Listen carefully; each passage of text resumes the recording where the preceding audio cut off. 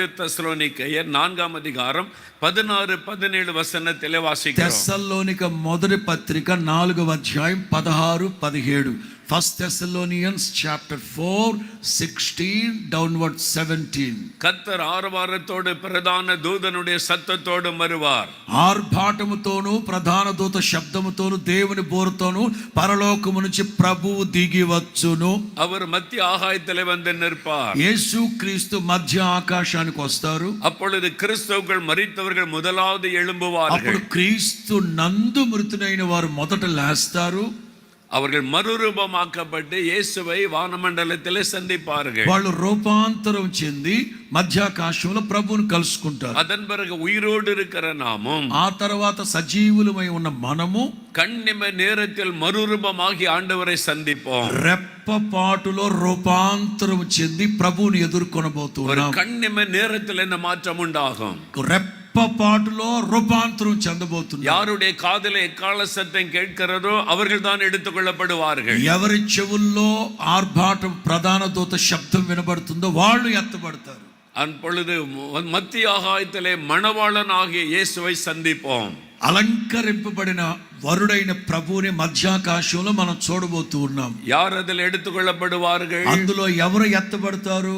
வேதம் சொல்லுகிறது ஆயத்தமாயிருக்கிறவர்கள். పరిశుద్ధ గ్రంథంలో రాయబడిన మాట సిద్ధపడిన వాళ్ళు ఎత్తబడతారు. மத்தேயு 25ஆம் அதிகாரத்தில் இயேசு ஒரு ஓமையை சொல்லுகிறார். మత్తయి సువార్త 25వ అధ్యాయంలో యేసు ప్రభు ఓ ఉపమానాన్ని చెప్పారు. 10 కన్యకகள் మణవాళனை ఎదుర్కొంటూ పోகிறார்கள். 10 మంది కన్యకలు పెళ్లి కుమారుని ఎదుర్కొనడానికి వెళతారు. మణవాళన్ வருவதை எல்லாரும் விசுவாசிக்கிறார்கள். ప్రభు అయిన యేసు క్రీస్తు పెళ్లి కుమారుడుగా వస్తారని అందరూ విశ్వసిస్తున్నారు. அவரை ఎదుర్కొంటూ పోகிறார்கள். ఆయన ఎదుర్కొనడానికి 10 మంది వెళ్ళారు. அவர் வருகைக்காக காத்திருக்கிறார்கள். వాళ్ళందరూ ఆయన కొరకు ఎదురు చూసి కాచు కూర్చున్న వాళ్ళే. మణవాళన్ வந்தபோது అయితే పెళ్లి కుమారుడు వచ్చినప్పుడు 5 பேர் மாத்திரம் தான் வீட்டுக்குள்ளே பிரவேசித்தார்கள். 5 మంది మాత్రమే పెళ్లి విందు జరుగుతున్న ఇంట్లోకి వెళ్ళారు. 5 பேர் கைவிடப்பட்டு விட்டார்கள். మిగతా 5 మంది విడవబడ్డారు. இயேசு சொல்லுகிறார், యేసు ప్రభు చెప్తారు, ஆயத்தமாய் இருந்தவர்கள் மணவாளனோடு போய்விட்டார்கள். సిద్ధపడిన వాళ్ళు మాత్రమే పెళ్లి విందుకి లోన గదిలోకి ఇంట్లోకి వెళ్ళారు. ஆகவே தான் வேதவசனம் சொல்லுகிறது, అందుకే దేవుని వాక్యం చెప్తాంది, உன் தேவனை சந்திக்கும்படி ஆயத்தப்படு.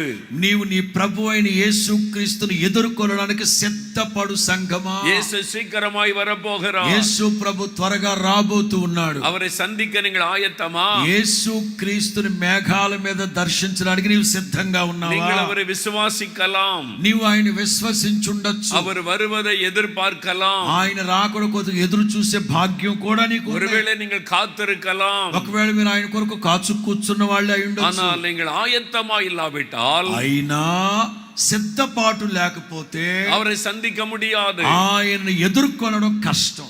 ஆகவே தான் தினந்தோறும் எப்பொழுது நாம் ஆயத்தமாய் இருக்க வேண்டும் என்று வேதம் சொல்லுகிறது. అందుకే ప్రతి క్షణం ప్రతి గడియ ప్రతి రోజు ఆయనను ఎదుర్కోవడానికి సిద్ధపడుతూ ఉండాలి. அதற்கு என்ன செய்ய வேண்டும்? దానికోసం మనం ఏం చేయాలి? 1 தெசலோனிக்கேயர் 5ஆம் அதிகாரம் 23ஆம் வசனம் சொல்லுகிறது, తెస్సలోనిక మొదటి పత్రిక 5వ అధ్యాయం 23వ వాక్యం, உங்களுடைய ஆவி ஆத்மா சரீரம் குற்றமற்றதாய் இருக்கும்படி காக்கப்பட வேண்டும். ప్రాణాత్మ దేహాలు ఆయన రాకడకు నిందారహితముగా పరిశుద్ధపరచబడును గాక. యేసు வரும்பொழுது அவரை சந்திக்க வேண்டுமானால், యేసు క్రీస్తు ప్రత్యక్షమైనప్పుడు ఆయనను ఎదుర్కోవాలి. உங்களுக்குள்ளே பரிசுத்தம் காணப்பட வேண்டும். మొట్టమొదటిగా అవసరమైంది పరిశుద్ధత.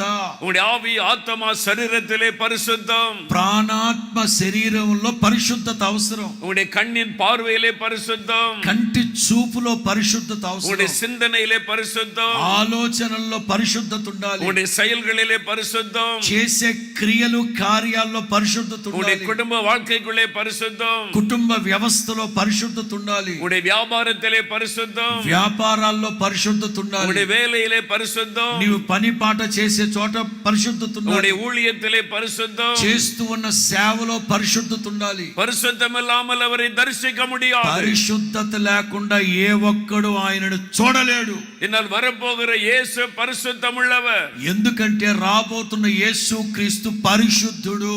ஆகவே பரிசுத்தத்துக்கு நாம் அர்ப்பணிக்க வேண்டும். అంచేత పరిశుద్ధ జీవిత చిత్తాన్ని చేయడానికి మనల్ని మనం ప్రతిష్ఠించుకోవాలి. అనుదినము పరిశుద్ధమాய் వాళ ఒప్పు கொடுக்க வேண்டும். అనుదినము అనుక్షణ పరిశుద్ధంగా జీవించడానికి నడుము కట్టాలి. ஏனால் எப்பொழுது இயேசு வருவார் என்று தெரியாது. ఎందుకంటే ఏ క్షణాన పరిశుద్ధుడైన యేసు వస్తారో మనకు తెలియదు కనుక அவருடைய வருகை திருடனை போல் இருக்கும் என்று வசனம் சொல்லுகிறார். ఆయన రాకడ దొంగ వచ్చినట్లు ఉండును. திருடன் வரும்போது சொல்லிட்டா வருவான். దొంగ వచ్చేటప్పుడు మీకు వాట్సాప్ లో స్టేటస్ పెట్టేసి వస్తాడా? உங்க வீட்டுக்கு காலையில 3 மணிக்கு நான் திருட வரப்போகிறேன், అక్క కాచుకో 3ంటికి వస్తాను మీ ఇంటికి అని చెప్తాడా? எல்லாம் ரெடியா இருங்க, రెడీగా ఉండండి அப்படி சொல்லிட்டா திருட வருவான் అని మీకు ముందస్తు సమాచారం ఇస్తూ వస్తాడా? நீங்கள் ఎదురుபாராத நேரத்தில் మీరు మూడో ఆకాశంలో ఉన్నప్పుడు వస్తాడు. திடீரென்று திருடன் வருவான். అకస్మాత్తుగా దొంగ వస్తాడు, దోచుకెళ్తాడు. வெளிப்படுத்தின விசேஷம் 16ஆம் அதிகாரம் ప్రకటన గ్రంథం 16వ అధ్యాయం 15வது வசனம் 15వ వాక్యం. நான் திருடனை போல வருகிறேன் ஆண்டவரே சொல்லுகிறார். యేసు ప్రభువే చెప్తున్నారు, నేను దొంగవలే రాబోతున్నాను. எப்போ வருவன்னு தெரியாது, ఎప్పుడు వస్తారో తెలీదు. இன்னைக்கு ராத்திரி வரலாம், ఈ రాత్రి వచ్చేస్తారేమో, நாளைக்கு வரலாம், రేపు రావచ్చు, அடுத்த வாரம் வரலாம், వచ్చే వారం நாம் రావచ్చు. எப்பொழுதும் ஆயத்தமா இருக்கணும். మనం ఎప్పటికైనా సరే సంసిద్ధులమై ఉండాలి. ஆயத்தமா இருக்கீங்களா? సిద్ధపడిన వాళ్ళందరూ ఒకసారి హల్లెలూయా చెప్పండి. அல்லேலூயா. நாம் எப்பொழுதும் ஆயத்தமாய் இருக்க நம்ம அர்ப்பணித்துக் கொள்ளணும். మనం ఎప్పుడైనా సరే ఏ క్షణమైనా సరే ఆయన రాకడలో ఎత్తబడ్డానికి పరిశుద్ధంగా జీవించడానికి మనం ఎప్పటికప్పుడు సిద్ధపడుతూ ఉండాలి.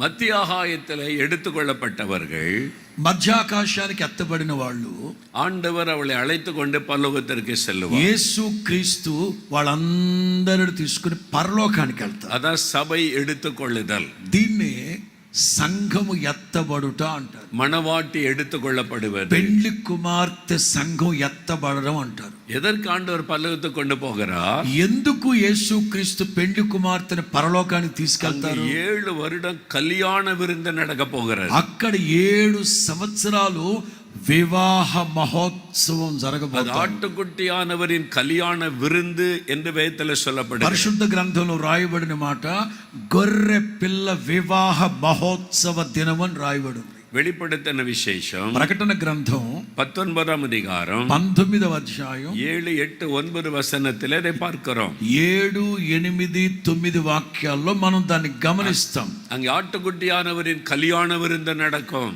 అక్కడ గొర్రె పిల్ల వివాహ మహోత్సవ సమయం వస్తుంది, జరుగుతుంది కూడా. ஆயத்தமா இருக்கிற எல்லாரும் போயிருவாங்க. అదుగో సిద్ధపరచుకొని ఉన్న వాళ్ళందరూ ఎత్తబడి వెళ్ళిపోతారు. అక్కడ 7 வருடம் ஆண்டவரோடு மகிழ்ந்திருப்பார்கள். 7 సంవత్సరాలు యేసయ్యతో పాటు ఆనందించి సంతోషిస్తూ ఉంటారు. 7 வருடம் கழித்து மறுபடியும் ஆண்டவர் பூமிக்கு வருவார். 7 సంవత్సరాల మహోత్సవం తర్వాత మరలా ప్రభు దిగొస్తారు. அவர் எல்லாரையும் அழைத்து கொண்டு வருவார். అప్పుడు ఆయన వచ్చేటప్పుడు పరిశుద్ధులందరిని వెంట పెట్టుకొని கோடிக்கணக்கான தூதர்களோடு வருவார். వేవేల దూత కోట్ల కొలది దూతలతో దిగొస్తారు. சாத்தானோடு யுத்தம் பண்ணுவதற்காக வருவார். సాతాను గారితో యుద్ధం చేయడానికి దిగొస్తారు ఆయన. அதுதான் அவருடைய பகிரங்க வருகை. దాన్ని అంటారు బహిరంగ రాకడ. அப்படி அவர் வரும் பொழுது பூமியில் உள்ள எல்லாருடைய கண்களும் அவரை காணும்.